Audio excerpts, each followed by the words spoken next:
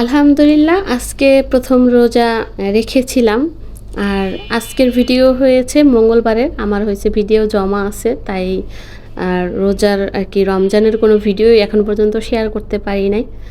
তো আজকে কোনো দিন যেই বাজার না করছে সেই বাজার আজকে করছে এবং গাছের কিছু যত্ন করেছি।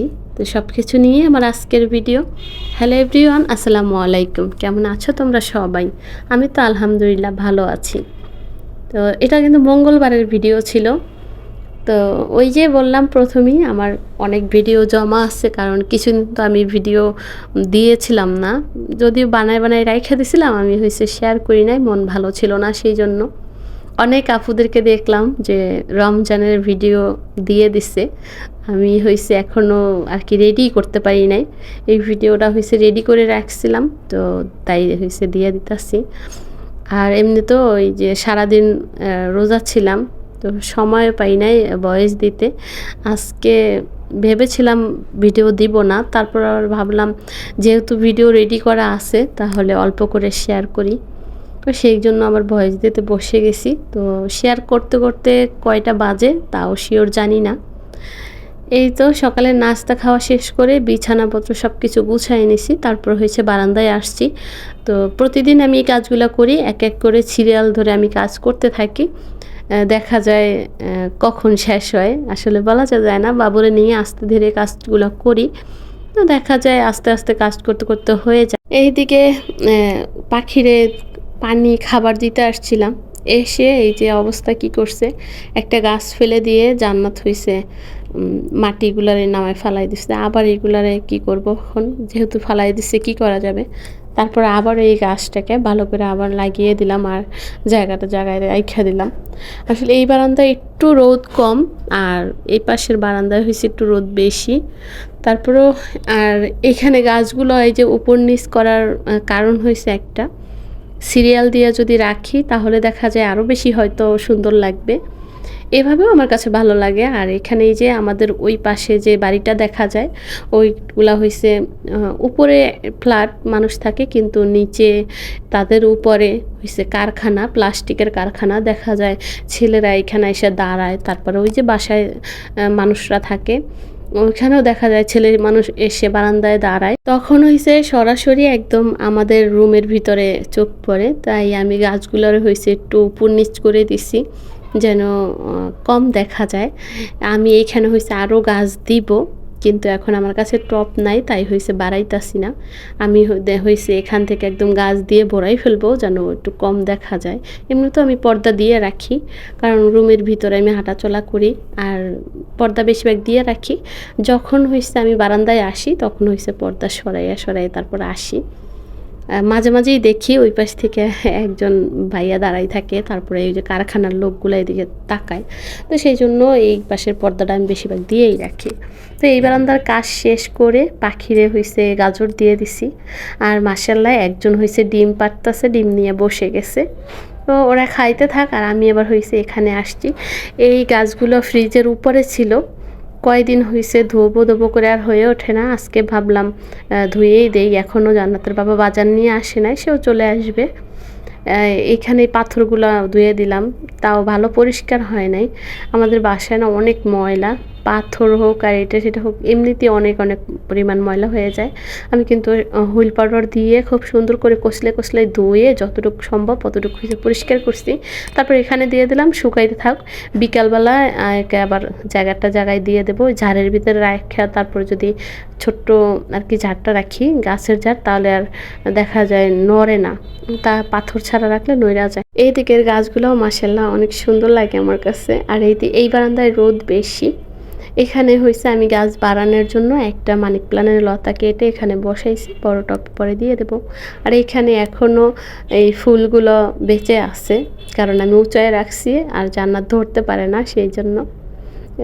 বাচ্চা মানুষ আসলে কিছু বলা যায় না, ও তো সুন্দর লাগে তাই হয়েছে ছিটতে যায়। আর এইখানে হয়েছে এই টপটা যে পাশে খালি ছিল এই পাশে এনে আমি এই গাছটা লাগিয়ে দিচ্ছি, দেখি হয় কি না। তো জানি না, এটা একদম দেখা যাইতেছে মরে যাওয়ার পালার ভিতরে আছে, দেখা যাক বাঁচে কি না জানি না। এখানে কয়েন প্ল্যান্টগুলো মাশাআল্লাহ অনেক সুন্দর লাগতেছে দেখতে, কিন্তু টপে দিতে পারতেছি না, আমার কাছে টপ নাই। টব কিনতে হবে, আর টব কিনতে গেলে অনেক দূর যাইতে হবে, আর আমার একা একা হইছে ভালো লাগে না কোথাও যাইতে, সেই জন্য যাওয়া হয় না আর টব কিনে নিয়ে আসা হয় না। 2টা টব আমার একদম জরুরি হয়ে গেছে। এইদিকে আবারও বাবু এসে খাটের উপর উঠছিল, যখন দেখলো তার বাবা আসছে এই আবার হইছে এখন তার সাথে গিয়ে আর কি খেলা করতেছে, তার বাবার মাথা ঘুরাই দিতেছে, বলতেছে আমি তোমার মাথা ঘুরাই দেবো। এরা বলতো তো আমি আবার একটু ভিডিও নিলাম, দুজনে খেলা করতেছে। তারপরে ওই যে বললাম আজকে বাজার আনছে, মানে কখনোই আনে নাই, আজকে মনে হয় প্রথম বাজার নিয়ে এসে বলতেছে কোনোদিন যা না নিয়ে আসছে আজকে নিয়ে আসছি দেখো। তা আজকে নিয়ে আসছে মুরগির গলা, তারপর হয়েছে গরুর মাথার যে মাংস সেটা, আর হয়েছে মুরগির মাংস অল্প নিয়ে আসছিল, আর হয়েছে ক্ষীরাই নিয়ে আসছিল, আর এই যে কেক, এটা হয়েছে সকালে যে সে বাজারে গেছে আমরাও গেছিলাম, ওই আমি আর ফোন নেই নাই, ভিডিও নেই নাই। সকালবেলা হয়েছে ওই যাবে, মানে জান্নাতও যাবে, তো আমাদের হয়েছে রিক্সা দিয়া কতক্ষণ ঘুরাইয়া তারপর বাসা পাঠাই দিয়েছে, আর সে হয়েছে বাজারে গেছিলো। আমরা আসছি, এই যে কেক নিয়ে আসছিলাম, এখনও খাইতে পারি না, মানে কাজের ব্যস্ততার কারণে খেতে পারি নাই। এখন ভাবলাম জান্নাত হয়েছে এই যে উপরে লিচু ডিং ফেলাইছে, তো এইগুলো ফালাইতে যাই একটু খেয়েই নিচ্ছি। আমার কাছে হয়েছে এই বার্থডে কেকগুলো খুব ভালো লাগে, তো মাঝে মাঝেই দেখা যায় জান্নাতের বাবা নিয়ে আসে। আমাদের এই বাসার ভিতরে যে সমস্যাটা হইলো এই কারণে বাবুর জন্মদিন আর হলোই না, এর ভিতর তো রমজান চলে আসছে। এই যে আজকে গলাগুলাই রান্না করে নিতে আসছি, সুন্দর করে ধুয়ে পরিষ্কার করে আমার হয়েছে একদম রান্না শেষ, জিরা গুঁড়ো দিয়ে দিছি, এখন হয়েছে আমি এটা উঠাই নেব। সেইভাবে করে আজকে আর কোনো ভিডিও নিতে পারি নাই, জান্নাতের বাবা যেদিন বাসায় থাকে ওই দিন আমার কাজ মনে হয় বেশি থাকে, তো সেই জন্য দেখা যায় ভালো করে কিছুই ভিডিও নিতে পারি না, অল্প অল্প আর কি যেটা পারি অল্প অল্প করে নিয়ে নেই। এখানে একটু ডাল রান্না করছি কিন্তু ধনিয়াপাতা দিতে ভুলে গেছিলাম, এখন দিয়ে আবার একটা বলক দিয়ে নিব, তাহলে আমার হয়েছে রান্না হয়ে যাবে। আর আজকে অন্য কিছু বেশি রান্না নেই, খালি শুধু ডাল আর হয়েছে মুরগির গলা রান্না করছি। আর এখানে আবার সালাদ আপা কেটে নিচ্ছে, তাই বড় বড় কেটে নিচ্ছে। আমার আবার হয়েছে একটু ধনিয়াপাতা খাইতে ইচ্ছা করছে, ভাতের সাথে সালাদের সাথে ধনিয়াপাতা খাবো, তাই এবার বিদেশি মতো নিয়ে নিছি। এই ভাতগুলো আপা বাড়ছে, খাওয়ার সময় বলতেছিলাম আমি যে এতগুলা ভাত নিছি, আমার প্রিয় আফুরা দেখে ভয় পাবে আমি এত ভাত খাই। আসলে আপা অনেকগুলা ভাত আমারে দিয়ে দিছে একসাথে, সে বাড়লে এরকম করে, বলে তুমি এত বড় মানুষ এই কটা ভাত খাও, বেশি বেশি খাও, এমন করে। যাই হোক আপাটা তো অনেক ভালো, তার কথা মানে যতই প্রশংসা করব অতই আসলে কম হবে। এটা ছিল রাত্রে, তরমুজ নিয়ে আসছিল, আবার বাইরে গেছিলো বাবুরের সাথে নিয়ে, তরমুজ নিয়ে আসে। তরমুজটা বেশি লাল হয় না, আবার মিষ্টিও না, সাদা, আর মিষ্টিও বেশি ছিল না, যদিও আমি এক পিস খাইছিলাম, বেশি একটা খাই নাই। অল্প একটু কলা নিয়ে আসছে, আর 4টা কমলা নিয়ে আসছে, কমলাগুলো দেখতেই অনেক সুন্দর ছিল, ভালো লাগছে দেখতেই। যাই হোক কথা বলতে বলতে একদম ভিডিওর কিন্তু শেষ পর্যায়ে চলে আসছি, এই পর্যন্ত।